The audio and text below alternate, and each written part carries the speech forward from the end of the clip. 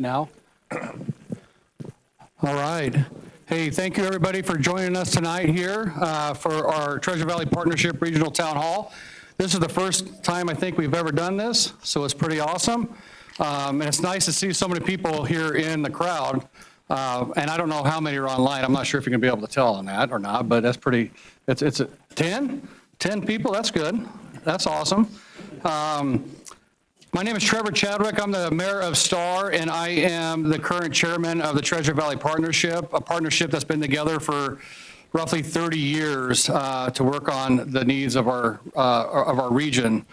We represent 3 counties, Ada, Canyon, and Owyhee County, 17 cities. We have about 800,000 residents within that area, which is a lot when you really think about that. And we have more than 1 million acres of land out here. So that's fantastic, right? There's a lot of stuff that we deal with.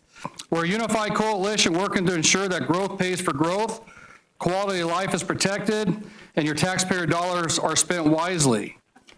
We are local governments on the front lines of public safety, which is, I think, one of our biggest mandates is make sure that everybody, our community stays safe out here. So joining me tonight, I'm just going to go down the line here on this. We have Commissioner Zach Brooks from Canyon County down here on your right. Mayor Joe Steer from CUNA, Mayor Eric Phillips from recently sworn in just recently, right? Yeah, for Caldwell. Mayor Brad Pike from Eagle. We got the wonderful Rick Hogaboon, the mayor of here, and thank you for hosting this in your wonderful city. Mayor Bill Jacobs from the city of Garden City, Mayor Robert Simonson from Meridian, and Mayor Lauren McLean from Boise. With that said, I guess we can move on to some of the housekeeping items there. All right. Good evening. Good to have you here. If you haven't been at Nampa City Hall, the restrooms are just down the hallway to the right. And there's a lovely drinking fountain right there as well if you need to get a sip of water. Just some housekeeping. I know there's a lot of interest from respective communities in our gathering tonight. The focus of our gathering is on the shared impacts of some of the issues that will be addressed and brought forward tonight.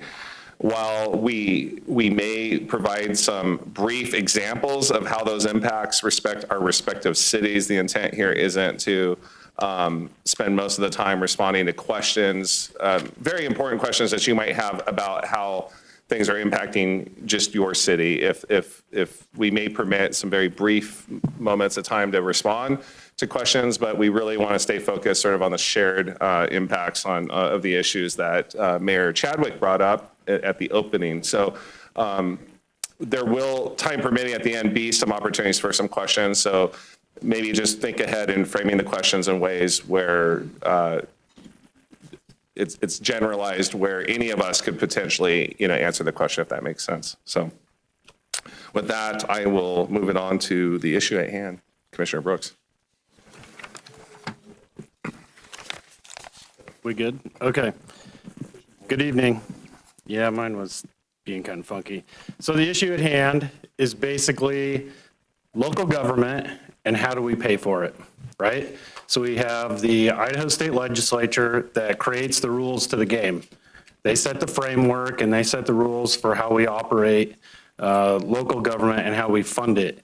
And in the last 4 or 5 years, local government and that funding, primarily through property taxes, has come under scrutiny from the Idaho Legislature. And one of those main bills was House Bill 389.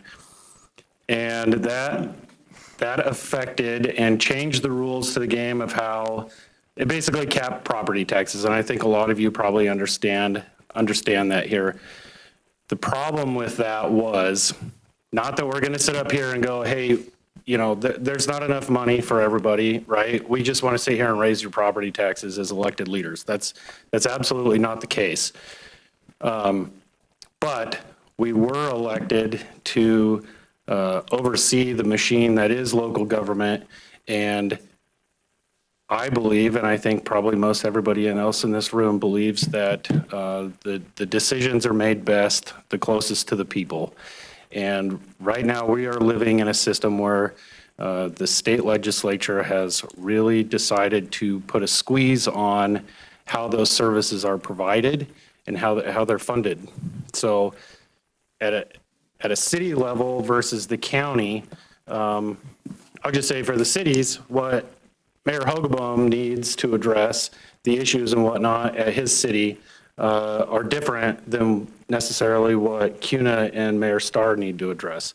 At the county level, there's only 44 counties. I think there's 197-ish cities. Yeah, good. 197? 197. And they range greatly in population. Same with the counties. There's 5 or 7 counties that are roughly about the same size, and then the rest are very small. Counties are mandated to provide certain services. I'm not exactly familiar what cities are mandated to provide, but state legislature sets the rules for both of us. And in doing that, is everyone familiar with property tax relief? You've seen the last couple of years, the state has had a line there that they gave you, it's called PTR, property tax relief, on your property tax bill, where the state gave you property tax relief. Well, in my opinion, that's a farce. It's at least a messaging farce, because the state doesn't do anything with property taxes but set the rules for how they will be collected or not collected, right? Your assessor is at the county level, your treasurer is at the county level, you pay to the county, and then from the county, the clerk helps decide how those funds are going to be dispersed, right? So what that really is the state is collecting your income tax, they're collecting your sales taxes, and then they're doing an awesome, awesome job at messaging during election season that they gave you a property tax relief with those funds. And so what we're trying to do here, in my opinion, is raise awareness that the system is reaching a breaking point to where local jurisdictions are not going to be able to continue to provide the services at the level that we feel like we have been told the citizens expect them to be provided for, unless something changes. And so hopefully through our discussion tonight, we will illuminate that a little more. All right. That one come on? Yeah, your green light's not on. Well, my green light won't work, he said, so. Just hold it for a couple I seconds. think you're good. Hold it. He gave you the thumbs up. Okay, It's okay, it's okay. that's different. You're on. All right. So our overarching goal, besides trying to make the microphones work, as the Treasure Valley Partnership, is to preserve and enhance the quality of life that makes the Treasure Valley so special. But we can't shy away from the realities of our growing region, and growth needs to pay for itself. We know that's not necessarily the case, but our goal is to make that happen as much as possible. Without modernized funding tools and updated laws or rules, counties and cities can't meet the demands for essential services like public safety, infrastructure, and community development. We're on the front lines and need the tools to do what our residents elected us to do, and to do it well.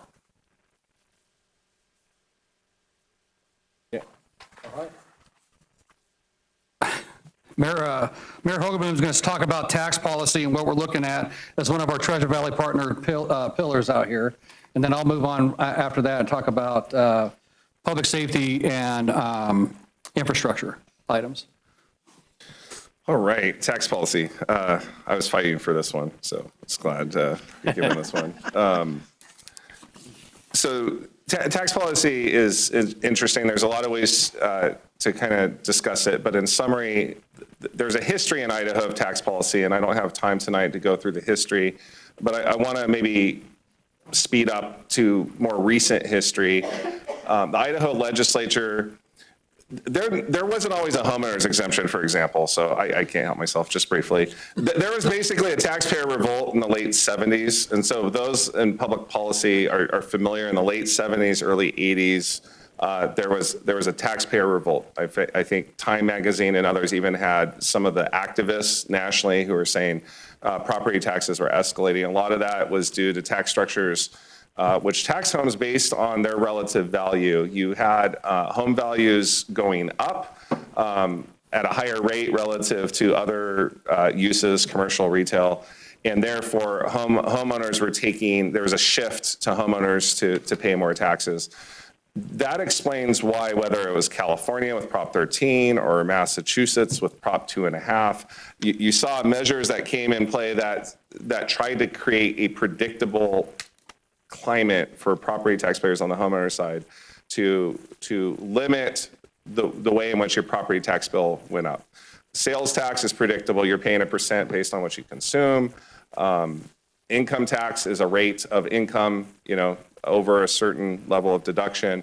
Property tax, homeowners, the biggest frustration from homeowners is the volatility of a system in which you don't know what your tax bill is going to be from year to year. It's hard to predict that because there's factors outside of your control that don't really reflect your earning income potential or your consumer habits. But we do have in Idaho, I'm not going to talk at length about whether a three-legged stool is a good thing or a bad thing. There's people who have opinions about how taxes should be structured, but we do have a three-legged stool where there's income tax, there's sales tax. Property tax is what's funding mostly at the local level, the localized services. So you elect local people who have levying authority to collect property taxes to provide services. Idaho imposed a 3% limit on how much the budget can go up year over year. That's kind of the baseline budget. Plus, and this is really important, new construction. New construction would be the relative proportionate share of what I use kind of a potluck analogy. If you have a party of 100 people and they pay $10 each, you provide enough food. If 50 more people join the potluck, you're charging them $10 more each. The total bill goes up, but you got to provide more food for those people. The total bill, if you were sending a bill to the whole party, would go up with those 50 more people, but they're paying their share, if that makes sense. It doesn't create an increased liability on the others. It's their proportionate share. So that was the system we had in place until 389, and one of the things that it did was say the new construction comes in at 90%. You only collect 90% of the increment value. That really changed things for most of the cities sitting around here, because if you're, of the 197 cities, a lot of them aren't really, surprisingly to you, a lot of them aren't experiencing a lot of growth. So they still operate under the rules of 3% is your increase year over year. If you're a fully built out city or a city not experiencing growth, House Bill 389 doesn't really affect those cities a whole lot.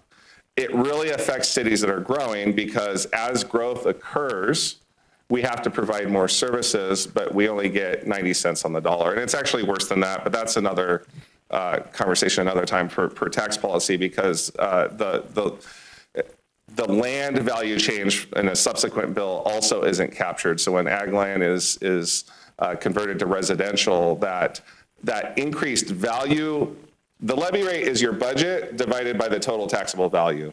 And what we have is a lot of things are getting loaded in the total taxable value, but not on the budget collection capacity. So it's creating an artificial depression on the levy rate, which is also contributing. So you have several contributing factors where growth is not paying for itself. So in a nutshell, growth is not paying for itself. So for us as growing communities to try to do more with less, literally, the challenges of just operating within the 3% is challenging by itself, especially when cost of goods, cost of infrastructure, the CPI on that is much higher than 3% year over year. So the climate that we were already existing under is a challenging atmosphere where you're trying to fund double-digit inflationary increases and be constrained within the 3%.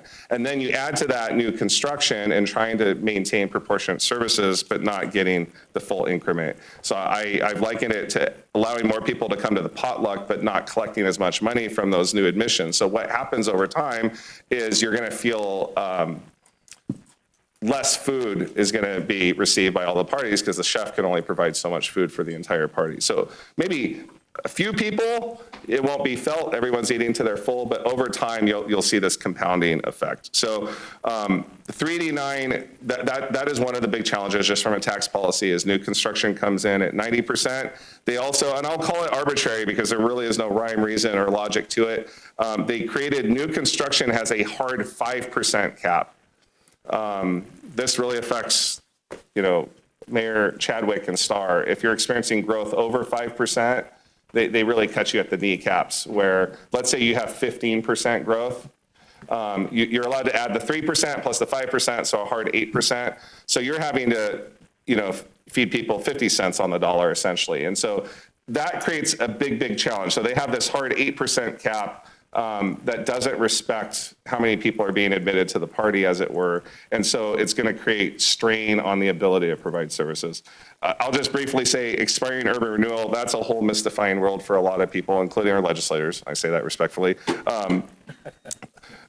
Urban renewal is challenging, but we do have significant urban renewal districts here in Nampa that have been successful. Marketplace, our downtown's an urban renewal district. They are, when an urban renewal district is successful and builds up increment value, that increment value doesn't come to us. And I know that's a surprise to a lot of people. The city's not collecting those property taxes. It goes back to the urban renewal agency to pay back its original investment. Once it expires, and this is an important piece, what's paid in urban renewal districts is the same levy rate that as determined by the budget divided by the total tax value. So they're not paying any more or less than would otherwise be paid if there wasn't an urban renewal district. When that expires, one thing they said in 389 is it only comes into the city at 80 cents on the dollar. It just makes no sense to me that Marketplace, which is paying, again, no more, no less taxes, when it expires, we get less as a city than it's paying to the urban renewal agency. And so I, as you could tell, I can nerd out on this and go on, but those are some of the several of the key factors that I think are punitive. 389 did raise the homeowners exemption from 100,000 to 125,000. It used to be on an index and then they fixed it at 100,000. So to be fair, they did raise that. They did raise the circuit breaker, but they also added a means test on the asset value of the home. I'm not going to go into that. They do allow use of foregone. This is kind of closing remark. Foregone is, remember the 3% thing I said? Let's say a city decides to take 2% one year. That means they didn't choose to take the full 3%. That extra 1%, depending on your city size, let's say it's a few $100,000, it stays in a foregone capacity, which means in the future, if a future city council takes its full 3% and wants to claw back that additional increment, they could add it to their budget capacity, and that's called foregone. The rules prior was all foregone capacity could be added to the budget. It gets added to your ongoing base moving forward. They put some constraints on how you use foregone and said you can only add 1% to your ongoing operating baseline, but you can allow, you can collect up to 3% as one-time capital. So, and that's going to vary based on the cities here. Our foregone capacity is a little bit different based on our past behaviors. So with that, I'll kind of pass it along to public safety, but if you're interested in more tax policy, I'm happy to discuss after. Okay. Yes. If you want to get in the weeds, he's got the weeds on that, right? So a couple things with public safety is what Mayor Hoagland was talking about. 389 really constrains cities to grow properly. Who would have thought that in 2020 we would have had a worldwide event that created such a massive influx of people to move into our communities? I think honestly 389 would have been okay if it would have been just normal growth. But the growth rate of people flying into this state for their own reasons has created challenges for all of us. And 389, I'll just give you an example of Star. Star, I was 11,000 people in 2020, according to the census. Because of the growth, we're at 23,000 today. 5 years, that's incredible growth with very few tools to allow us to address that growth. Regardless of what you think about stopping development and stuff, there's things in place that you can't do that with, right? So we're trying to play within the rules that have been established by the state of Idaho for all the cities. I levy $2 million is all I levy in property taxes on a $4.5 billion value. I could only grow that by 8% max, regardless of the amount of growth. That's $160,000. That's incredible. You can't fund a police officer for that, right? And so that comes into our public safety issue that we have. 165 cities in the state of Idaho are 5,000 people or less out of the 197. Their budgets are smaller than what mine is. They get upside down very fast because of how 389 has treated that when they get a house built. Stats have come out, we just got these done, that about roughly 86 homes in those smaller communities, 86 smaller communities, 10 houses would turn them upside down in their budget. Just 10 houses. So those of us that have been in this community for a long, long time, my family's been here since the late 1800s.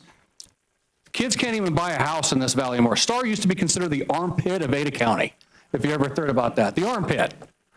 And now we're one of the higher valued areas out there, but kids in our communities cannot even come back home because they can't afford those houses. So that has created some challenges with our public safety. When I can't fund public safety, the challenge is, your crime goes up and stuff like that, and you have to find alternate ways of trying to fund stuff. Our public safety in Star, I'll give you an example. Our fire station, for instance, impact fees are there. The state provides an opportunity to do impact fees. You could collect them on the new growth. We get all sorts of impact fees for the fire. However, it's only allowed to be used on capital improvements, buildings, the initial setting of the station. But you have a limit. You have to spend that within 8 years, or you have to give the money back. So we had to build a fire station in Star, and that fire station sits unstaffed today because we cannot get a levy passed to pay for that. Whereas if 389 was not there, to be honest with you, that station would be staffed today, right? So the area that station is put in, the level of service response times are anywhere from 8 to 9 minutes because they're coming from different stations either on the other side of Star or out of Eagle. And that creates problems for everybody, right? Public safety is our largest expense. 100% of the property tax that's paid in Star goes into my police.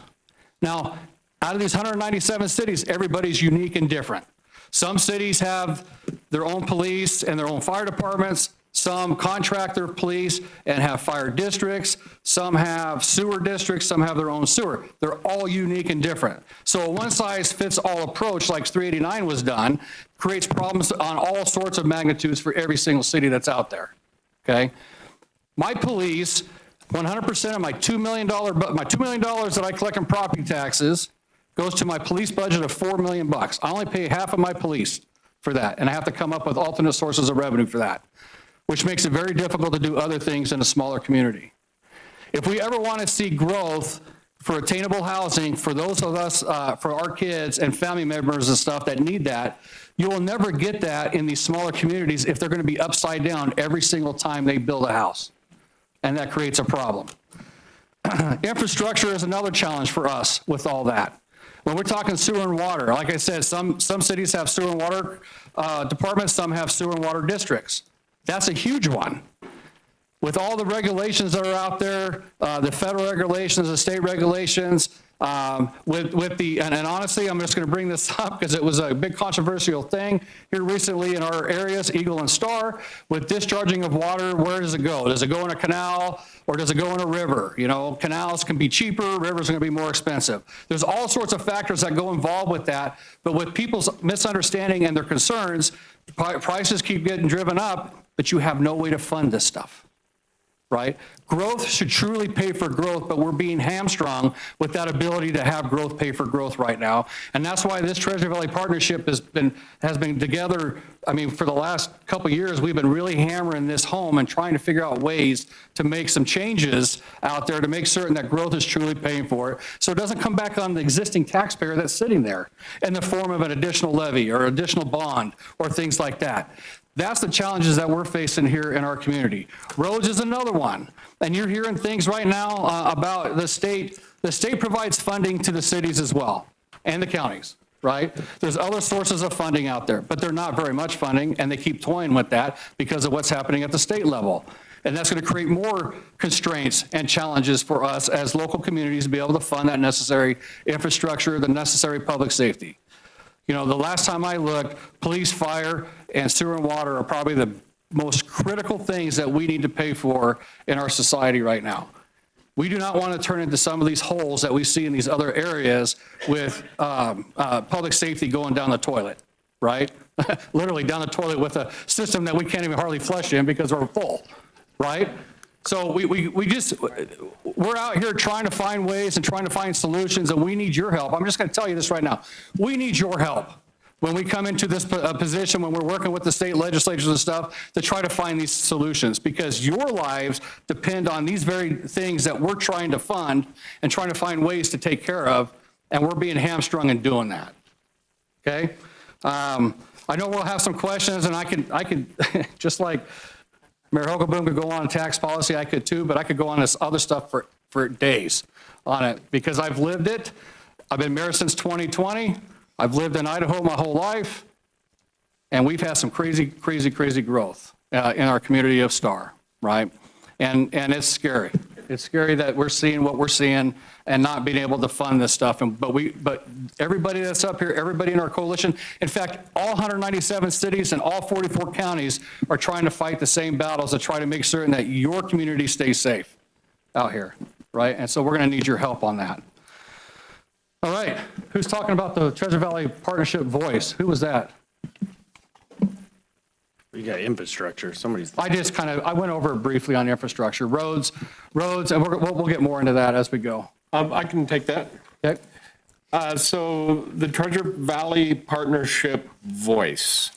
Idaho succeeds when its cities and counties succeed. This is why the TVP is united, and we know what we need to thrive. We're advocating for local control and responsible growth so that everyone in this room benefits positively now and for generations to come. Now that you know who we are and what we represent, we can go ahead and open it up to you for questions. And I do want to, before we do that, my soapbox is still there, I'm sorry. I do want to say that Soapbox. over 70% of the state's economic power comes out of cities, just so everybody understands that. 70%. A lot of money comes into the state and funnels through the state through the power of the cities. And if we cannot fund the critical infrastructure, the critical public safety and stuff like that, you're going to see that power go down, and it's going to be a big problem for all of us. Okay? All right. Are you asking questions, Ms. Isabel? Go ahead and walk right up to the microphone. Anybody want to ask a question up here? Oh, love it. Sometimes people get shy, and that's awesome. that you're I'm not shy. So I see one county commissioner here. I'm wondering where is Ada County? Where are the county commissioners? That's a great question. I'm glad Why are they not here in this because conversation? Ada County has a public hearing tonight, and all the commissioners are on a big public hearing. That's a room full of stuff going on. Okay. And other cities have other meetings and stuff. So we had to set some, it's impossible to get the same schedule at night for every one of us.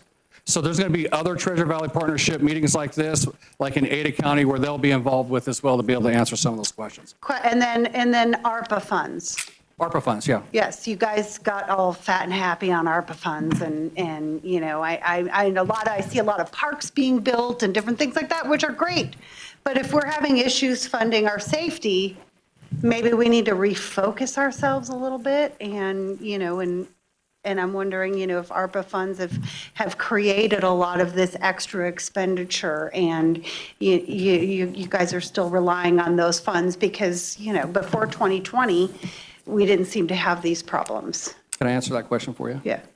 I will tell you that that's not a correct statement, and I'm not going to be controversial or confrontational with you. I will tell you what we did with our ARPA funds. Right. We used our ARPA funds that we received to buy a ladder truck for our fire department, for a fire district, so taxpayers didn't have to pay that. We used our ARPA funds to build a police station for our expanding police department, so the taxpayers didn't have to pay for it directly through property taxes. Obviously, ARPA funds were indirect all around the thing. I don't think anybody up here has been using that to fund stuff outside of what they're allowed to use them for. There was very limited on what we can use it for. Some use it for wastewater expansion, so it didn't come back onto the property taxpayer, right? Yeah. So there's different things that happen with those ARPA funds that are out there. And then, honestly, the people that say, well, you should never use it, why? If I don't use it, it's going to get funneled back into some other state that's going to utilize it for other things when I can create a tax savings for my people because we're already paying for that, right? And so we used it for critical infrastructure stuff, so it didn't have to come back on to the existing taxpayer. Well, it's good to hear that because not everybody did, but thank you. Appreciate We used ours for sewer infrastructure. it. Yeah, Canyon County used theirs to build a sheriff's administration building, so, good. And an election building, new an election. election building. But hey, for Rick, when he was And rehabbed the animal shelter and, So it's a great question because that's a misunderstanding that's out there, thinking that we all got fat and happy. We didn't. Not at the local level. It was very, very constraining control, right, within our communities, and we used it for the critical stuff that we could use it for. Yeah, thank you. Yeah, Appreciate it. You're welcome. Just, I promise briefly, I think most ARPA money was spent on one-time uses because there's limitations on ongoing. So I think one way to think about this is ARPA certainly allowed for the build out of facilities that do need to be staffed. I think the concerns we have is ongoing staffing needs an ongoing revenue source. And so part of the challenges of 389 is it's affecting growth, paying for growth. So thus the challenges of providing ongoing commitments. So I guess one further question on that, was that money figured into your budgets and where your budgets are sat at now? I mean, was that completely separate of your last 5 years worth of budget since that money's been available? Has that been kept out of your budgetary numbers altogether? No, it's included in your overall budget when you spend it, but it Right. comes out the following year. So if you've been getting ARPA funds for years and years and years, as you go beyond that and they're no longer available, that money still is a requirement within your budget and you're still having to make up for that then? No, because No. like as Mayor Hoagland was talking about, it's one-time expense. And so when Right. you build, like when we provided the $1 million for the ladder truck, right? Yeah. It was an expense at that one time, and it came Right. out the following budget year. And it was out, It's been gone, out ever and it's since, not yeah. anything you're expecting and No. carrying forward as a need. No, and budgets are they're a great topic, interesting topic, because when we're talking like property taxes, right? That's just one line item on our overall budget, right? Because you have the property taxes, you have sales tax revenue sharing, you have liquor tax, you have franchise fees. Others have sewer and water connection fees, all that kind of stuff that's in there, right? Right. And those are always changing. But those ARPA funds like that would have been a separate line item that was used as a one-time expense, and then they went away. Right. Well, and then another question real quick. If growth is causing all this problem, why not just not grow? That's another thing. We need the tools to allow us to say no. Oh, all right, there you go. And honestly, the cities. I think a lot of people would support you on that. Well, we would support you on going to do it too. Well, let me know, I will. Thank you. thank you. I know there's other questions, but I think another conversation, another time for growth is there's local land use planning act and there's laws, and you're delving into another topic there of property rights, and there's not an obligation to have to annex everyone, certainly. So when cities are talking about growth, it's a little bit different than the counties because they're absorbing they have to live with the decisions cities are making to bring people, generally densifying within a county to provide services, but the services at the county and city are different. But I think it's challenging. I would just say for myself, I think we have to be more prudent with how we grow because the service level demands based on the type of growth relative to the revenue is forcing more challenges. And I think as Mayor Chadwick said, we have an incredible need, I think, for middle housing, different housing types. And the challenge is there's going to be collateral damage where in exercising prudence, we might have to be pickier with how we grow, and it revises the way in which we intended to build out as a community. And I think there's collateral damage on a lot of different ways and unintended consequences. But that's another conversation of merging, I think, the Property Rights Land Use Act with how we're growing, so. And I'm going to follow up, sorry. On the Land Use Planning You're the Act, president, when you can do Commissioner that. Brooks was talking about the mandated stuff from the state for the county side, the Land Use Planning Act really provides some mandates for us as a city as well. When you have 17 chapters that you have to establish in there, and you're establishing levels of service and things like that, right? And then when you establish those, then you have to try to meet those with your budget. That's kind of a challenge in itself. So. And at the county, you basically have criteria depending on what type of application it is. If the application meets that criteria, you don't have to say, I guess, you're probably not legally obligated to approve it, but you really open yourself to a lawsuit when you say no if it meets the criteria, because you're going to have to go defend yourself in court to say why you said no when it actually meets the criteria. So in one sense, your hands are kind of tied. And I'll briefly answer your ARPA question for the budget. The ARPA rules were such, we basically had to say by the end of 2024 how those ARPA funds were going to be spent. And then by the end of 2026, the money has to be spent or they're going to want it back. So after this budget cycle, you probably shouldn't, I'm aware you probably shouldn't see any more of it. They should be expended. Real quick, if I can finally chime in here. I think, what was your name, by the way? I didn't hear. Leanne Moselle. Leanne, thank you. Just want to make sure who gets what. But also, one of the things that's interesting, I don't know if people understand this, that when you annex in property, the annexee, the landowner comes to the request of the city or the county and asks to be annexed into your service area or into your city for that reason. So we're not out there taking on farmland. I mean, these are things we get feedback from. Taking on farmland and buying up and gabbling up land. The developer, and it's usually the children of the farmers that have no longer want to do row crops or cattle raising or whatever anymore. They're saying, does anybody out there want my property? And all of a sudden, developers start coming to you and saying, yes, I'll offer you X, Y, and Z for it.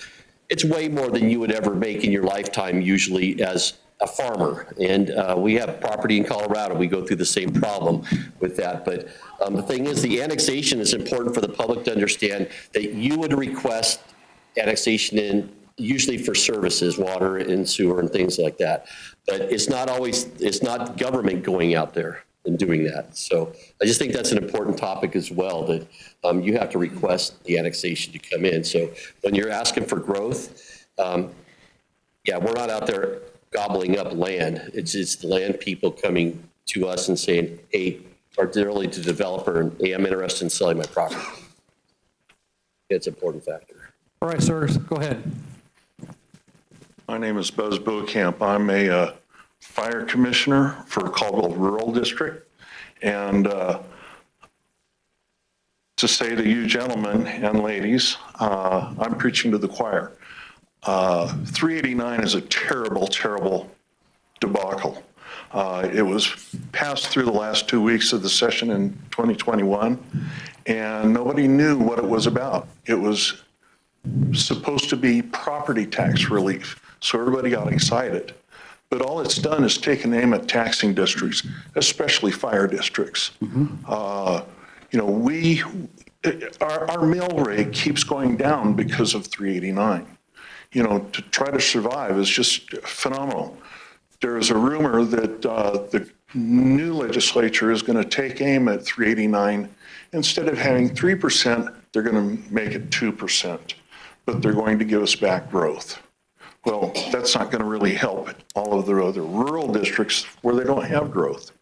The other thing that hurts fire districts is urban renewal districts. When an urban renewal district goes in, we don't get any tax advantage out of that. We lose money on an urban renewal district. You know, it's long been said that the fire department has to do less with more, and you know, or it has to do more with less, and that's typical of what happens. Right now, we're in an imbalance. You know, everybody likes commercial and manufacturing coming in, but right now, the residential is paying about 70 to 75% of the property taxes, where commercial and manufacturing gets pretty much a free ride. A few years ago, it was pointed out that the Amazon Center had a wonderful tax break. Their taxes dropped to the point where they only paid $200,000. And the Nampa councilman that pointed that out, I think he lost his seat in the next election. But that's what happens. You know, I look at my property tax bill every year. Right now, my property tax to support the school district is at 28%. My property tax bill for the fire district is 20%. You know, I don't have any kids in the school district, but where can we get school districts paid for? Why is the legislature not putting in impact fees for school districts? Every time that there's a plat, there should be either a $5,000 or a $10,000 assessment on the plat, or do it on doorways. Because more than likely, over the life of that residence, there's going to be some child going to the school. But that type of revenue is not there because of our legislature. So it really makes it strain on people that need to go through, like Star. Two fire buildings, Middleton and Star have new fire stations. You cannot use impact fees for maintenance and operations. So what do? The man who brought up 389 says, well, if they need a new fire engine, just get a bond. Go to a bond. Well, there's one problem. Our state legislature has made bond and levy a dirty word. So every property owner, when they hear bond, they go, no, I'm not going to do that. And so a lot of people don't even vote because they figure, well, if it's a school district, all the people in the school district are going to pass it. We're going to end up paying it anyway. But when it comes down to fire service or public safety, that doesn't benefit just K through 12. It benefits everybody. And that's the short-sightedness of our legislature. So they really need to go through and put impact fees for school districts, because, you know, with the influx of people, there are just too many kids to go to school. And you know, it's much easier for them to float a bond for a school than it is to float a bond for $1 million ladder truck or $1 million apparatus, or even a brush truck that's like $300,000. Right. So that's what we need. Well, I'll agree with that. I personally spent several years trying to push for legislation to allow school districts to collect impact fees, because that is one of the major issues in the city. CUNA has its own school district, and that's one of the biggest problems we have in the city of CUNA. And even working with the Idaho State School Board and some other associations, couldn't even get anybody to carry a bill. So I don't know what the answer to that is, but you're exactly right. So go ahead, Mayor. Yeah, just briefly, thanks for your comments. You mentioned Nampa and Amazon. I just want to clarify for the record that any reduction that Amazon's paying in taxes is not a policy set by the city of Nampa. Okay, the city of Nampa did not give Amazon any breaks on taxes. Okay, the levy rate has gone down, driven by the increase in home values, and I don't want to pick on our whether it's Walmart, industry, commercial. If their properties did not go up at the same rate that home values went up, they benefited from the lower levy rate. So you could even kind of shout out to, if you go to Canyon County's website, there's a data hub. It's a public record. You can put in any address, your own address, any commercial address, and see what the taxes have been over the last 5 years. And that's maybe a helpful, instructive tool.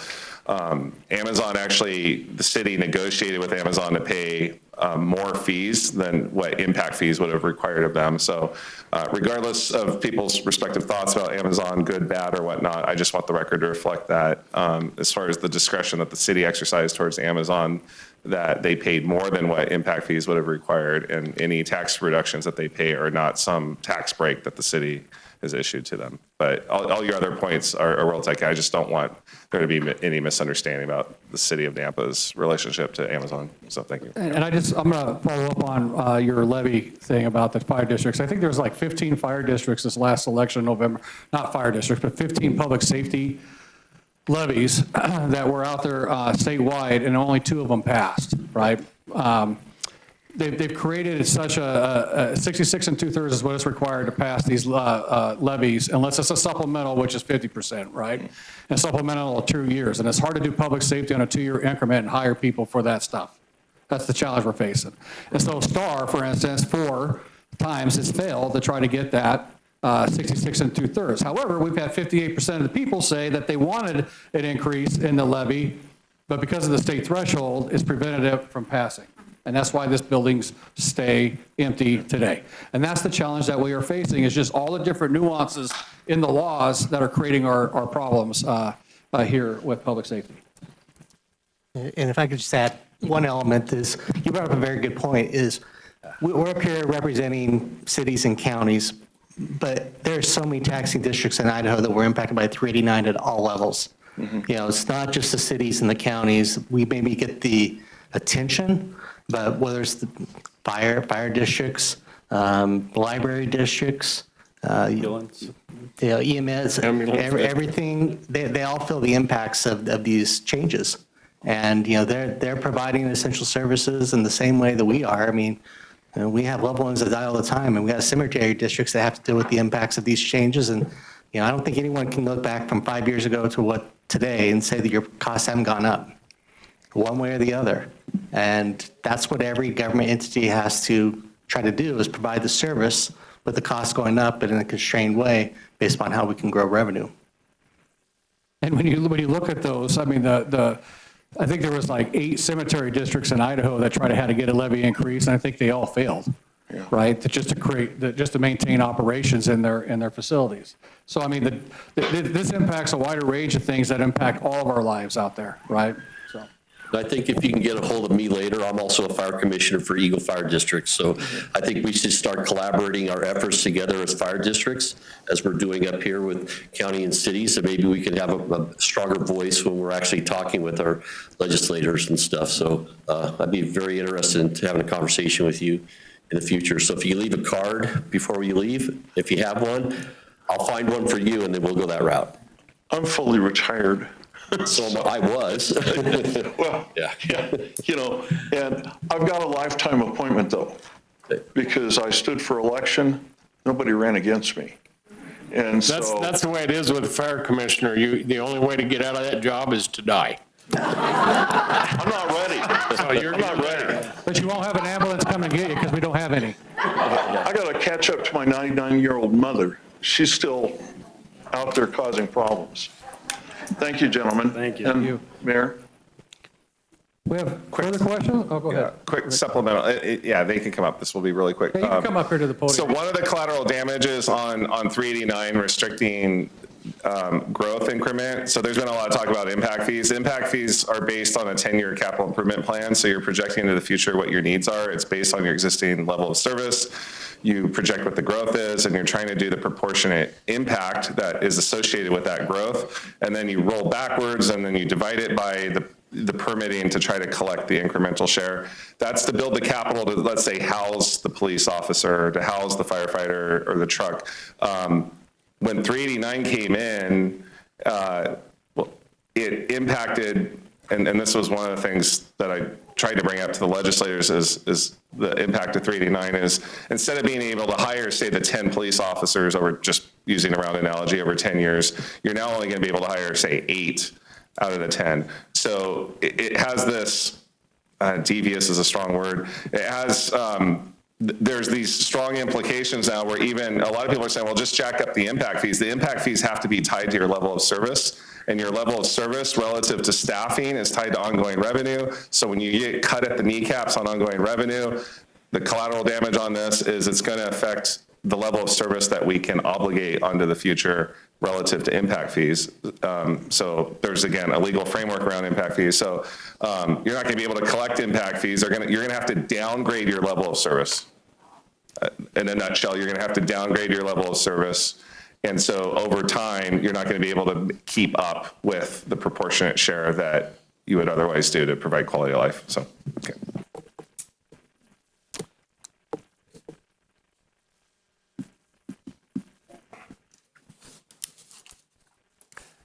Easy to say question, but maybe hard to answer. You asked us for help.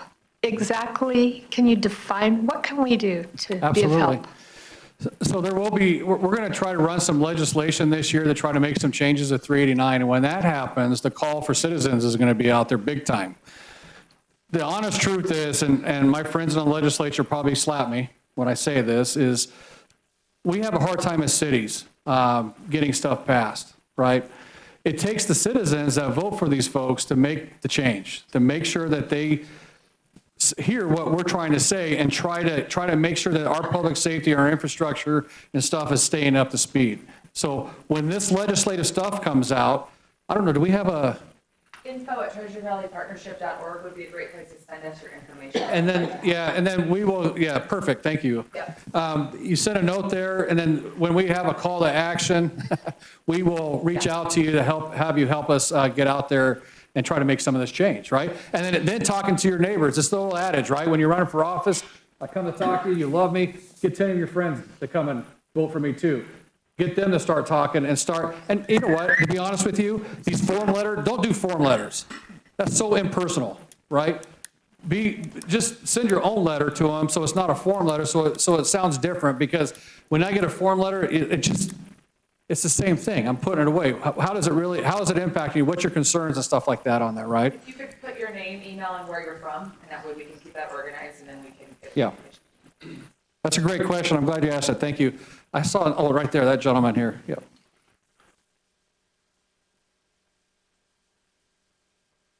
Microphone appears to be a little low. Just a little bit. Yeah. Good evening.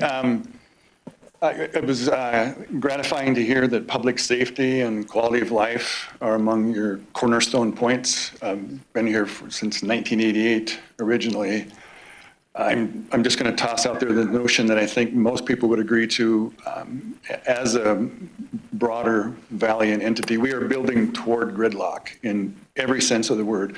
Whether we achieve it or not, we do in certain traffic situations. We are in schools. We are in certain types of services and care. How broadly we ultimately achieve gridlock is yet to be seen. Public safety, one thing we have nailed. I don't know what I was thinking. I live in North Nampa. My work is off of Eagle Road, so I'm on the I-84 commute. I hit 13 miles an hour today for a little bit, and if there's a mishap at 13 miles an hour, the injuries are not severe, so I feel pretty safe on it. So we got that. A couple of nested questions are all on the same topic. I think it was Middleton that a couple of years ago, as an entity, as a city, decided that if a proposed development would cause the school enrollment at that servicing school to exceed their capacity by 10%, I think it was a no-go. So since you have to provide services to a city, and I don't believe providing services is compulsory or is a requirement, they can propose to annex, but if you simply don't have the funds for fire, you don't have the funds for police, public safety, pretty significant. What is Idaho, 46th or 47th in school proficiency, reading and math? I just saw another statistic I think is going to get talked about. In the ratio between primary care physicians to population, Idaho is 49th. That's where we are. So a number of metrics that tell us we're full. So just tell them no. The services simply are not available. If Middleton found a way to do it, then okay. And then my next question, and I'll sit down. I applaud what you're doing, the strength in numbers, the sharing of ideas. This is a common problem. It's east to west, it's north to south. We have a horrible east to west commute problem. I'm experiencing that every morning. I was grateful, since we have an east to west problem, that Idaho is spending $636 million on Highway 16 to bring more traffic south to exacerbate the east to west problem. You can't. Anyway, I guess coordination at the next level within cities and within departments, state government as well. I sat in this room last night. Corey Barton was at it again, 168 homes at the southeast corner of the intersection of North Side and Ustick. Planning and Zoning Commission, of course, it was approved. An intersection that didn't meet traffic standards a long time ago. Guys like me stand up and say, where are you going to send them to school? There's a 1,500 apartment unit development that Valley View School District said there was no place to send those kids. We've just exacerbated it. So planning commissioners say, we can't penalize a developer who's proposing this because it's not his fault the schools don't have the capacity. It's not his fault that the roadways aren't at the snuff. So I talked to Highway District 1 and I say, this is what they're saying. Highway District 1 says, they are building faster than we can keep up. Valley View School District says we can't get a bond passed. They're approving population and development faster than we can keep up. So left to right and right to left, but without a coordination element. So again, I applaud what you're doing. My question is, could you take this coordination to interagency between counties, cities, and highway districts and take this to the next level so that the right hand and the left hand can acquaint each other, and maybe a broader approach and maybe a way to, I don't know, to do things better. Maybe it puts off gridlock for a little further. Okay? Thanks. Thank you. Are you looking at me to say some words on this one? I thought you grabbed your mic, sorry. It wasn't so much to grab the mic, but I think that there's also some reality to all these comments and conversations. While we are all up here together advocating for similar things, as mayors, we're ultimately not even the deciders, as most of you that probably attend other city council meetings know. We have a lot of different jurisdictions with a lot of different elected people with a lot of different viewpoints on all these issues. Some very strong one way, some very strong the other way. So I appreciate the comment on the collaboration. At the end of the day, under Idaho law, we have to look at every individual application under very specific circumstances and not able to make broad generalizations about what can or can't be done. We all have different attorneys that give us different legal guidance on what you can legally do and what you can't legally do versus what you might be sued for. So it sounds really good, but at the same time, we all understand some of the challenges we face. I'll tell you right now, me and our good president of the Treasure Valley Park, we disagree very much on some of these issues and how you go about and try to achieve them in your individual communities. And that's okay. We all have to be responsible to our individual community needs as we try to work collaboratively towards these things where we can. So, and I'll just say this for anyone that may be here, if there's an open application, it's really not a place to mention stuff just because it puts potentially someone in a challenging point through that. So generalizations versus very specific project mentions would be great if you want to talk about growth. Mr. Chairman, I can jump on that. So this is one of the differences between cities and counties. As the good mayor just said, the mayors typically, I don't even know if you guys break a tie in a land use hearing, maybe you do. At the county, the Board of County Commissioners, the three of us, we are, it's called quasi judicial. So we are essentially a judge during a land use hearing. So we do make the final decision. So that would be a difference there for the cities and counties. And going back to what I said earlier about the criteria, depending on what type of application it is, we have denied things because some of those criteria are the schools, roads, whatnot. So if certain applications, depending on what the roads are, or it's too large for whatever particular school that it's going to affect, there's some other things And there are different criteria, I would think, at the county versus the city. So there is some room there for us to say no, and we have.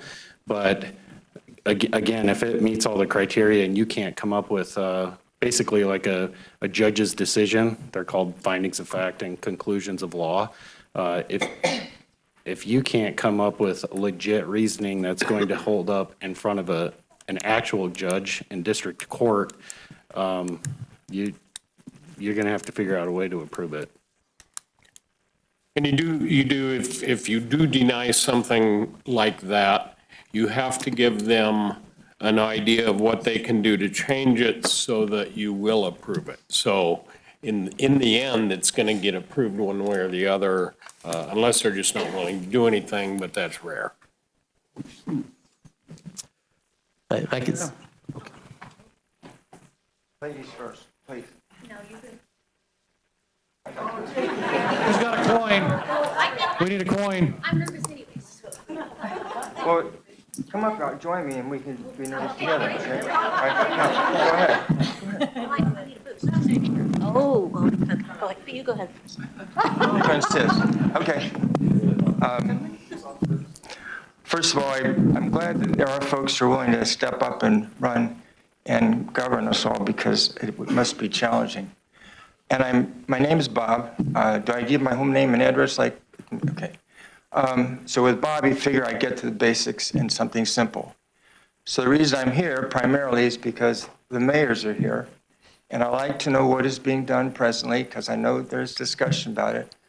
The activity and behaviors on the Greenbelt regarding motorized two-wheelers that are not really appropriate and being operated as such. I don't mean getting rid of all of them. I don't mean getting rid of assist bikes. I use an assist bike because it can't pump like it used to.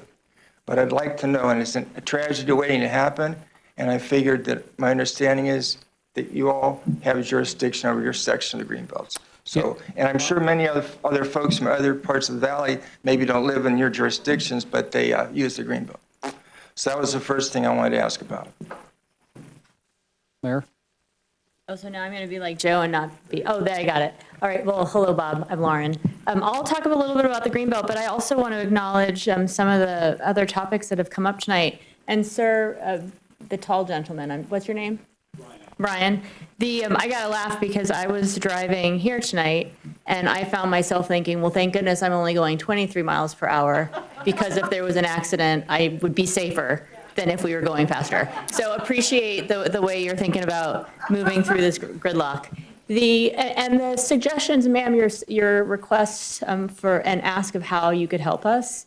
I mean, what I'm hearing, I think what we're all hearing tonight is how much we are all concerned about the impacts of growth on the communities that we call home and the lives that we love here. I mean, I want my kids to be able, as I think Trevor said, to be able to buy a home in Boise when it's time for them to come home. And that means that McLean's of Boise are going to need 4 homes instead of just 2, because my in-laws are here. And so how do we make sure both that we're balancing the need for homes for our residents so that they become more affordable for people, with the ability that we have to provide services? And we have a ton of challenges, but our cities and our counties have shown that we're trying to be as creative as possible to make sure that our cities stay safe. And I'm going to get to your Greenbelt question. That's okay, I'm because patient. that's safety too, that our cities stay safe, that we can invest in police officers, that we can invest in fire, that we can build those roads for those of you that are lucky enough to be in charge of your roads, that we need to be able to move people. And we need your help when we talk to the legislature about how we're doing as much as possible in the challenging environment they've created for us, with more and more people coming to Idaho because it's such a great place. But we need your help explaining how important it is to you, to them, that cities can hire police officers, that we can hire firefighters. And so just normal conversations about what matters to you in Nampa and in Canyon County and in Boise and in Meridian is helpful when you're talking with legislators, because you're making life and what matters real. And that then helps us when we get really wonky and in the weeds, talking about tax policy and corrections that we need to make. I think the Greenbelt's another great example of how we all coordinate and collaborate and how connected we all are to each other. I jump on the Greenbelt and get to Garden City love to visit the mayor's city, and every now and then, if I'm feeling up for it, my husband and I get a little further and head towards Eagle. But what we're seeing, and what I experienced a lot this summer, is more and more people using, I appreciate that you called it two-wheelie moving things, or whatever it is you said, rather than bikes. You know what I'm talking about. Yes, because they're going way too fast. There are kids on them that you'd think they need a And driver's adults. license for them, and they're way too young. Right. And there's way too many people on these fast-moving things. And so in the city of Boise, and we're talking countywide, the county looked at doing a speed limit. In the city of Boise, we just did drop speed limits. We have, I like to think about what can we control, and let's work on what we can control while all this other stuff is happening around us, so focus on what we can do. And so we have a sole contract with Lime, and so have dropped those. And now we're looking at additional regulations, both in the city, on the Greenbelt and beyond, as to where motorized things can be.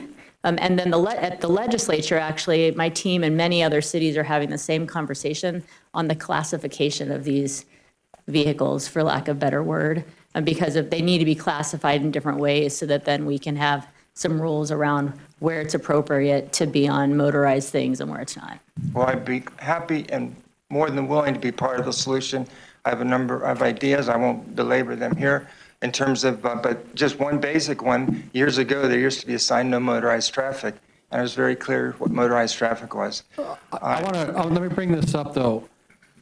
All the code and regulation doesn't matter unless you can enforce it. Yeah. If we can't find the It goes enforcement. back to public safety It and comes back to cops. public safety and the ability to enforce it, right? And so putting regulations out there, okay, the honest ones are going to, code and stuff, the honest ones will follow it. Those that don't care won't, right? So unless we're able to fund that, then we need your help with the funding aspect so you can actually do some of that stuff. And I'll pick up on that, because Bob, I'd love to hear your ideas. Okay, please. And since this is such a niche thing, really, because, I mean, only some of us are lucky enough to have the green belt, I'd love to take them and maybe offline and think more through them. But I share Mayor Chadwick's thoughts, and I've said to the public before, and to my staff, as we think about how we step into the space to keep everybody safe. I mean, I'd say on the green belt, but also on streets throughout our city where you've got lots and lots of people on these and on the sidewalks, is I want to be as measured as possible, making sure that we're making decisions that will protect our residents, but yes, that we can enforce. Because I don't want to set up a false expectation that we will have, cops ticketing every e-bike out there when we can't invest in enough police officers to do that. And so it's a delicate balance of coming up with the right rules and then having the ability to enforce. Excuse me. It goes deeper than that. The surface is the regulation. I'm talking about a deeper approach to the whole issue. Okay, one last thing I'm going to ask, this is a question also. Well, it's kind of a quasi, but it's also a question, is that, okay, we talk about density, talk about taxes. No, I've looked at this over the years, but let my voice be heard, legislature, et cetera. People have to get involved, obviously, but one of the things that has puzzled me is there's a public hearing about every redesignation of land, rezoning. A public hearing where land that is clearly agricultural is being rezoned to residential, commercial, et cetera, et cetera.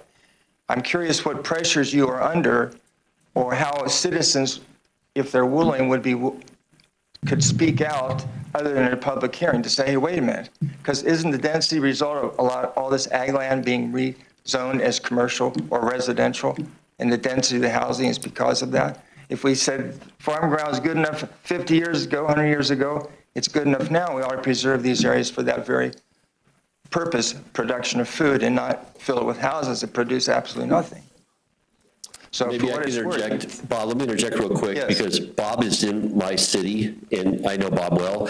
So you and I can have a dialogue, and we can get this information disseminated back to our group, because we've been very proactive on the Greenbelt with I put out mayor minutes talking about it, I've had law enforcement come and give examples of speed limits in the different classes of the bikes. But the collaborative effort, I think, is what you're after right now.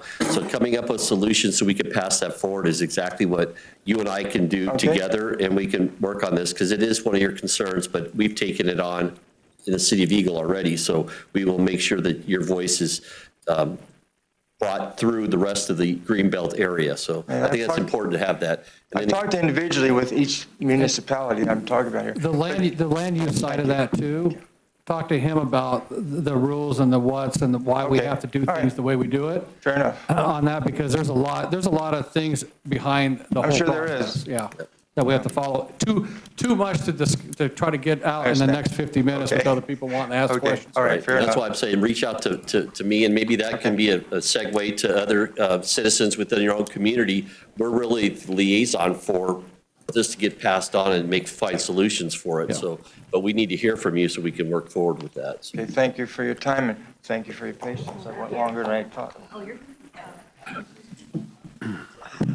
Okay, hello, I apologize. I'm Jana Warner. I live in Nampa.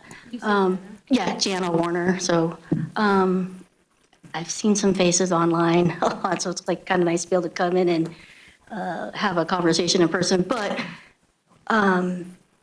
I think what I like seeing here is this collaborative effort between Ada County and Canyon County.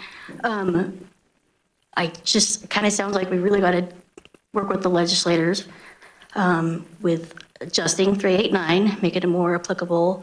There seems to be a lot of misinformation regarding property taxes, and like we know the rates have actually gone low, it's just property values. And then if you actually say no growth, then you're just gonna lower supply.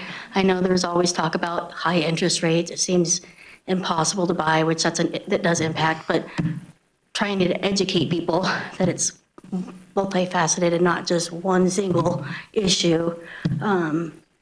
But I do think moving forward, I think I've kind of shared enough with people that I really do think the only way out of to problem solve is basically public-private partnerships, collaboration, and I'm just going to leave it at that. And I mean, and maybe not multi-dwelling, but like the multi-generational homes might be something to really think about. ADU units, like just think about things that where I guess sometimes families can they problem solve and kind of figure out, because we have aging. I'm not a spring chicken, but I mean, we have parents that are aging. I'm a millennial. I feel like millennials, we're kind of stuck in this odd generation, but we were before all the technology, online learning, and the 90s were the best. But anyways, 80s and 90s. Speaking of, I just want to make sure that I know sometimes you guys experience like death threats and I just want to make sure you guys are also staying safe, your families, because the fact that you guys you ran for office, sorry, I'm watery eye, but you guys ran for office and put yourself out there, and that takes courage. And I just want to make sure you guys are also staying safe in these times, so. And Thank you. It's just a water eye, so thank you. I appreciate that very much. We are real people up here, just like everybody else. We pay property taxes just like everybody else. We don't impose rules on anybody that we don't impose on ourselves. So I appreciate those comments very much. Thank you. My name's Jim Hollis. No, Rick, I'm not here to find out how many signatures I need either. And so I'm here because I'm a lifelong resident of Caldwell. My dad's the same. My wife's family's the same. I raised 4 kids in Caldwell. So I'm in the house where I'm going to die, unless I get killed on the road doing 21 miles an hour. So, we laugh and giggle about that, but when you're retired, you don't go anywhere between 6 and 9, and you don't go anywhere between 5 and 7, because otherwise you've just sat in the car. And my concerns are that the schools, myself and Ron Dillon have started an organization in Caldwell called Team Caldwell. So if you guys want help with something, reach out, get a hold of Ron Dillon, because we're going to be very aggressive from now on in the future, because we're disgusted on the schools being destroyed. Valley View, out of all the school districts, was in the 60s. Now they're in the 140s on the rating list in the school district. If you're curious, check and see where your school district is and what are you getting. The disappointing part is one day at a Caldwell City Council meeting, this is before you, Mayor Phillips, the councilman asked the developer, says, well, what about the schools? And here's the part that angered me. You know what his response was? Well, just do a levy. So now you want to know the negative facts of a levy. Well, that developer just put that in my soul. And it's to the point that my grandkids are homeschooled because of the lack of services in public school. And that's where we're at in our family. And raising 4 sons here, they're drug dealers, AKA pharmacists, but they're doing it the legal way. And you know, you laugh about that, and it's the struggle. I tell all my friends that all the time, and they look at me like, wow, a guy that used to be a cop, his kids are drug dealers. Well, it's because I know both sides of that. So, but it's like, if you guys need help, there's organizations starting to form that is more than glad to help. I personally have been friends with Camp Marmon for 45 years. Lucas, Senator Blaylock, they all have helped my kids start their pharmacy because we run into a lot of government regulation that isn't good here. And it's against the mom and pop stuff. And it's to the point that we're having to hire an attorney. So it's like, how do you encourage mom and pop businesses when you have to fight, I'll use this name, if lack of getting sued, CVS, you know? How do you fight them? They own the insurance company, they own the private benefits manager, and they own the drug companies. And if we want Idaho kids to stay here, then we have to improve the education and make it affordable. I'm ashamed to say, it's like, if I could go back to high school today, I would, because I had a great time in school. And that atmosphere is gone now. My sons and I travel to different schools to see things, and because we like sports, and you can see the schools that are hurting just by walking into an athletic event. When you walk in there and 4 people two from Caldwell and 2 from Emmett are at an Eagle game, and you're like, wow, were we supposed to be here? Nobody's there. So we've lost that. That's why you've lost the people. But Team Caldwell 2027 is coming out. We're going to be very strong. Ron Dillon's the president, and we're more than glad. Will you send your contact information to that info? Okay. At Treasure Valley Partnership? It's like, I'm not a very good recall guy. Me and Rick argued a few times, but we're all right. All right, anybody else want to say anything? Is that the line way back there? Yeah, Trevor, I think. You guys can scoot up closer if you want. You don't have to wait back there. Just for the record, because he mentioned us being in arguments, he's exercising some sarcasm, I think. Rick is like 4 days into his mayorship and he's already worried, for the record. For the record. For the record. No one's taking minutes here. Yes, he was very involved with the clerk's office. I was the former clerk, so there's elections-related questions, and he was a heavy frequenter and happy to serve the public. So thank you. Yes. My name is David Taney, and I'm just happy that traffic congestion has a silver lining. So I would say that I didn't know that the greater Treasure Valley Partnership existed before I got here tonight. And so I don't know if that's a communications problem or what, but when I look at the 10 of you up here, it sounds like most of what you're talking about, everybody has their local jurisdictional issues. We've heard about a bunch of them. But it sounds like what most of you are talking about are changes in legislation. And if I were a legislator and the 10 of you walked in the office, it would make the hair on the back of my neck stand on end. And so I think you have just enormous political juice. And I'd be curious to know, at a legislative level, how do you plan to use it? I mean, do you have a work plan or something set out, or are you just kind of, is it a shotgun approach or what? I mean, you can't do everything, but is there 5 or 6 or 3 or 4 things that you have in mind that are priority? And I'd be happy to sign up to help out with that. So the Treasure Valley Partnership was created quite a few years ago, basically as a time for mayors and commissioners to kind of get together and we can discuss different issues we have and things like that. And it's just like a once a month meeting. We get together and talk. And then we supported a SAUSA program, which is to pay for a federal prosecuting attorney so that a lot of these drug gangs and some of those can be prosecuted federally, so that they're not put into county jails or state jails. They're prosecuted federally, which they don't like, so that kind of is a deterrent for them also. But with the issues that we've had come, we really started looking at doing this to do something collectively, rather than normally we would do it through like the Association of Idaho Cities or the Association of Counties and that type of thing. But so we're doing it in a little different way than we've done in the past. And that's why this is the very first one of these that we've had. Thank you, sir. Yeah, and then when you're talking about our points, the three things that was public safety, infrastructure, and tax policy is what we're focusing on right now as a collective group to try to get some changes there for the collective good of everybody. And maybe to explain one thing as a general thing, educational-wise, Idaho is what's called a Dillon's Rule state. Cities can only do whatever the state legislature authorizes us to do. So that's why when we're here talking about the legislature, it's because we don't have the ability to make the changes without them giving us the authority to do that.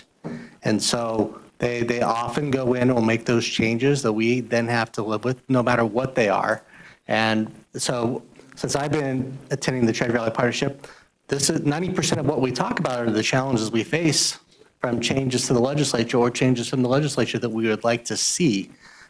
It's been different in the past where it was more about clean air issues and, the emissions testing or drive-by shootings and how do we get those off our streets so they don't go into other communities. But this has been the biggest issue, and especially for the last 4 years, where maybe the other things were how do we change doing business or what are the impacts, but the financial constraints are starting to really touch base dramatically, and the legislature is the only way to solve that issue. They do give us tools, and I can speak for myself. We ran a public safety levy this last year in Meridian. So there are things you can do, but that's not what we should have to do. That's not the way we should have to fund our essential services, is to ask our residents to go and increase their taxes on themselves. Nobody wants to do that. So, thank you. I've been listening to all of you guys talking about the things of the administration and things like that. I may be in the wrong place, but I came here on behalf of my daughter, and she's very proactive on trying to get things done. We've been trying to get somebody to build some kind of shopping center or something that's closer to where we live. Now, I know there's a lot of shopping areas around this state, but we live over on Monarch. I don't know if you know where that is, Monarch and Eustic. It's a ways from places. We have to walk when we go to Walmart because my daughter has anxiety. She can get in the car. It took me 5 years to get her to get in the car. And it took me another 3 years to be able to work out our little path to get to where we want to go. What happens is I have to drive to the back of our community, and then she walks across the park into the next community, and then I drive around through Cherry and come back through that community and pick her up, and we go through that community, and then we cross Cherry real quick and go in to the apartments, and then we go and we park at the end of that shopping center, and then we walk wherever we're going. Whether we're going to the public library in Nampa, whether we're coming over to here to see somebody, whatever we have to do, we have to walk to do that. And then we're doing it this way because when my wife was alive, we tried to get those places.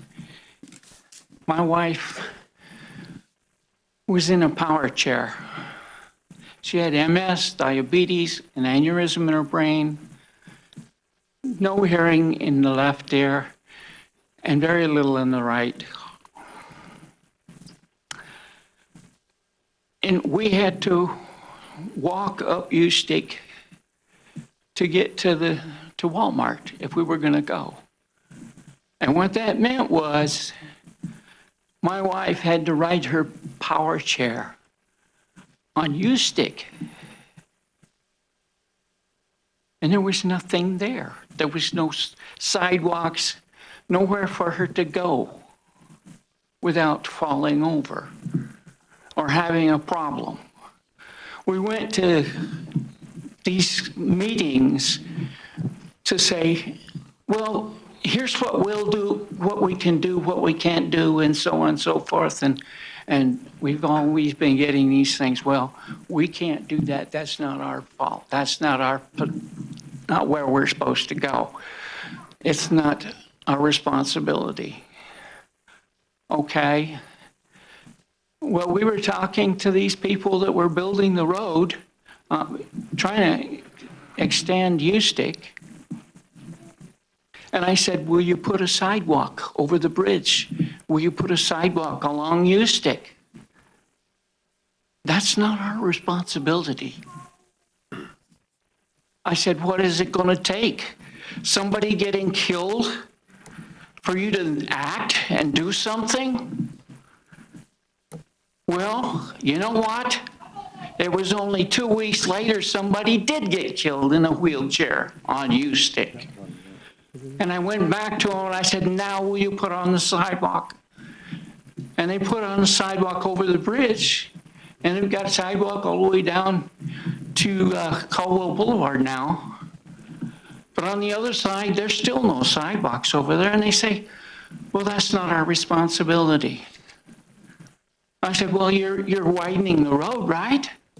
Can't you put a sidewalk on that, a couple of feet extra on the sides? I said, no, that's the responsibility of the commercial properties putting their things on. It's a development problem. And I said, isn't putting in a whiting on the roadway a project? Isn't that part of what you're supposed to be doing?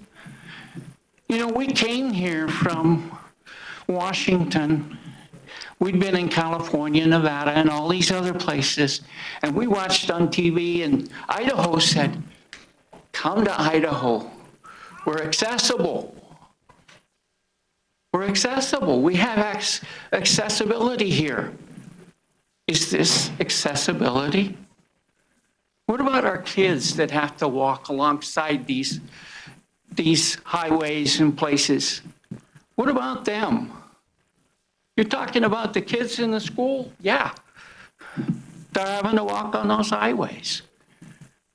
Okay, that's only one of the things that I was going to talk to you about. You're also talking about expansion, houses being built, more and more people coming into the area. They're having manufacturing building and industries, these big industry things, but you're building the houses and these big tracts of houses. And in those houses and in those places, there are people that are my age. I'm 81. And there's people like my wife who is disabled. She died in 2017. And my daughter, who can't get in a car to go anywhere, she has to walk. Okay, there's no place for us to shop. It's close enough. So we bring this to you guys, their attention, and what do they say? It's not our responsibility. It's not something that we can do anything about. Sir, I wanted to respond to something important that you said earlier. And I know this might be a very particular issue on how we zone our respective cities. I think all the mayors and our respective planning departments try to be very intentional about the mix of residential and commercial. But you bring up an important point about curb gutter, sidewalk requirements, and the cities can impose different standards on that. But one of the things that the legislature actually recently did was cut off funds to, or restricted the funds to primarily motorized vehicles. And that would require a more technical response, but it does affect to some degree the funding of when you're trying to add pedestrian to an already existing roadway, the funding on that, right-of-way acquisition. If that wasn't required at the initial upfront decision as a condition. Maybe it should be. Yes, you bring up a very good point. So I just want to say I take to heart the story that you shared, and I think we all cared. I hope we care deeply about accessibility and how that we require that, should require that when we make that original decision. Sometimes cities can issue deferrals or variances, and sometimes that comes back to bite you because you realize as development continues along a corridor, you didn't require it of some, and then it's very difficult to go back and try to have that continuity, to have a continuous mobility network, and those are very important things. But I just Yeah, see, that's why I said what I did when I came up here. Maybe I'm in the wrong place, I don't know. But I'm just trying to get the word out there. I've talked to the people that are doing the things, but I'm not getting anywhere. And they're saying, well, it's more advantageous to build houses to house people and bring people into the area than it is to put shopping centers where they can access what they came here for. And I'm saying, wait a minute. What jurisdiction are you in? He's going to be in Caldwell. Caldwell? Yeah, he's So Caldwell. I think my suggestion would be get a hold of the Caldwell City Planning and Zoning Department and see what those plans for your area look like. And I have, and they say that was what they told me. That's where they said. Talk to your new mayor. It's my second week on the job, so some of those conversations were before my time, but I'd love to sit down with you and talk about it. Mobility is very important to me. I think it is to all of us.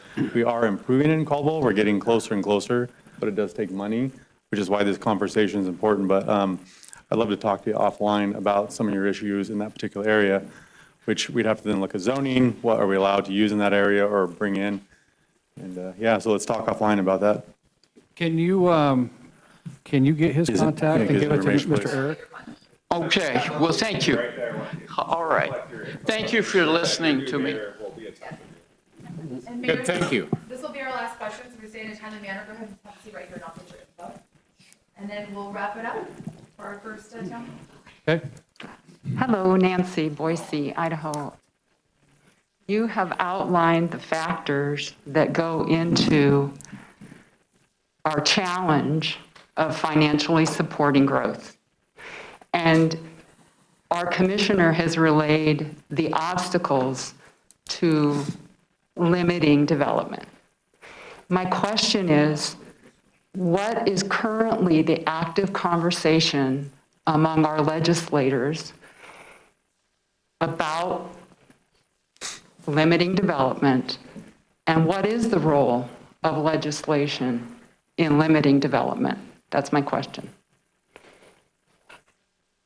You're looking at me. I don't know what exactly the conversations are. I know that we have a legislature that is very pro property rights. So this is kind of a fine dance between being just, it's your property, you can do whatever you want with it kind of thing. And then the opposite end of that is allowing some government body to tell people exactly what you can and can't do with it. That's kind of what planning and zoning laws are, right? So it sounds like you're saying that ultimately it's legislation that could overcome the obstacles to development, but our legislators aren't. The current conversation we may not be sure of, but it sounds like they may not be there on limiting development? Well, predominantly, I mean, that's kind of how the system is set up, right? We play by the rules that the Idaho legislature Okay. creates. I mean, Good to know. The Land Use Planning Act is our driving factor when it comes to land use decisions, right? And they establish the rules into that act, and then we all have to follow them. So that's our obstacle right there. Okay, Well, thank you. and if I could take it one step further, and this is just the beginning conversation, I'm not going to say it's where it's going to be. The legislature is going to have a conversation about actually making it so that as a property owner, you could tear down your house and put up 2, 3, 4 homes on your own property and make that the right of every citizen. So in some regards, if everyone in this room did that, or every resident, you would quadruple the amount of people living in any community. So it's going to be a very interesting conversation if those proposals actually come forward where, you know, you can say, well, we want to see moratoriums in the city, but if every individual resident in every subdivision has the ability to turn their single-family home into 2 or 4, then that's beyond any of our control. And what they're talking about doing that is basically saying cities have no say in that topic whatsoever. That's what you might be seeing come out of the conversation in the legislature here in the next month. And I'm personally not excited for that because we're talking about infrastructure, we're talking about public safety. All those, the more people you put into an area, the more you have, you know, needs for calls for service, the more our roads get impacted. I've asked the question, I said, if you do this, who's going to pay for the sewer infrastructure upgrades that are going to be required? Because those are the types of things where we talk about property rights, but what we're really trying to do is manage cities and deliver services. Yeah. And when the legislature starts talking about doing things that basically say, well, everyone can do what they want on their property in this way, and we get stuck with saying, now go deal with the consequences of that. And by the way, we're going to not worry about giving you the funding to do that. But that's the conversation. I don't think they're going to change the land use planning act anytime soon, but they may give more rights to individual property owners to do what they want to do. That's really helpful and enlightening, and it sounds like real change needs to come at the level of legislature and our legislators and who we elect. Thank you so much for this town hall. It's been really informative. Thank you. Want me to wrap her up? I just want to, real quick, I wanted to say we do have a bill that's coming out on 389 that help address some of these challenges. Sebastian back there holding his baby and his cowboy hat helped put that together with Mayor, I think, Hogaboom, provided some input on that. When this call to action comes out, please sign up on that so we can get your information and have you help us try to get something changed on that, because it's important to all of us, right, to make sure that the critical infrastructure is there. I just want to applaud you all for coming out here. This is awesome. I mean, we really didn't quite know what to expect.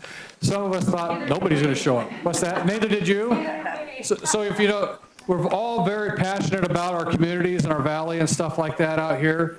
We're not always going to agree on everything 100%, and that should never happen. I don't agree with that. No, I'm good. I don't agree with that. But civil conversation and civil discourse is the way that we handle things, not the ignorance that we have seen happen in our society. So please engage positively to make change with all of us that are out here, okay? Because that's important for everybody. I don't care what side of the aisle you're on. It doesn't matter, right? What matters is that we create a nice, cohesive community that's going to be here for a long time, that's going to be successful economically, family-wise. You know, we all love God, all that kind of stuff, right? And that only happens if we stay civil with each other. I was going to ask, how is this advertised? Because I just found out about it at 5:30 from some random. Perfect. Put it there, yeah. So we're on all the cities. We have a social media page now. We have a website where we'll put it up. But you'll just be proactive on looking for that media, like Leslie, to advertise it when the next ones are happening. So it's really a grassroots effort. So I applaud you for getting here at 23 miles an hour from 5:30. There you go. Luckily, I live 3 miles away. Well done. Normally, that'll take you 2 hours. Brian said,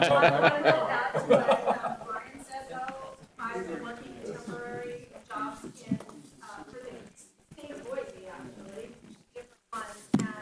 in Nampa, I spend 3 hours a day. Yep. Yep. And I have animals and homes who are not happy. So Isabel, anything else we got? No, this is great. All right. Thank you so much, everybody. Appreciate it. Thank you all. We do have a Facebook, so make sure you follow that for those that are here and spread the word. We'd love to see there. Oh, man. What are we doing?